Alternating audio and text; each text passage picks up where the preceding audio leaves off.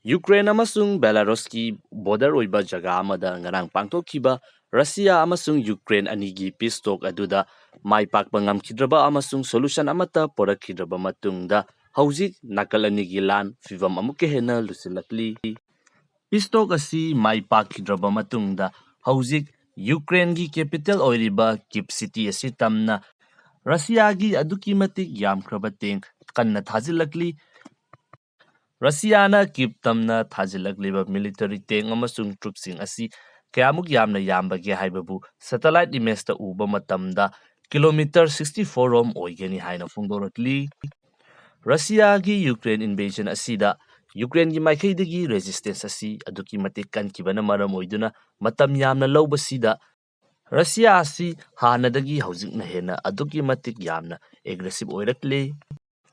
Atopa wafam amada Ukraine gi President Zelensky da yamna thuba immediate oina European Union join tognabagi damakta phongdokhiba wafam adu European Union na reject tawrakre. Atopa wafam amadana hojik Ukraine da sathariba lan asida Russia gi maikeidagi vacuum bomb sizinai haiba wafam amasu kana phongdoknarakli. Ukraine gi maikeidagi Russia na vacuum bomb sizinai haiduna United Nations da Russia gi mathakta action lawkhatnabagi damakta complaint su tawrakre. Lamdam kaya amagi media house kaya amana Russiana vacuum bomb sizinai haiba wafam asi kana phongdoknarakli.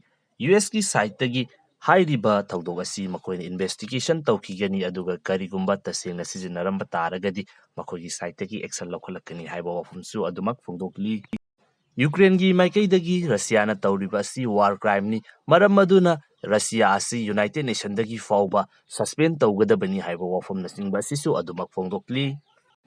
Karigumba vacuum bomb ama pokhairakpa matamda pokhairiba bomb adugi manak nakpada leiba mioi ama oiba taragadi khudakta sigani adubu hairiba bomb adugi khara lapthokna madugi radius tagi khitang lapthokna leiba mioi singdi bomb aduna maram oiduna mioi adu manungdagi haksangi manungsing asi aduki matik naba China khol amaga loinana sakthektuna sigani.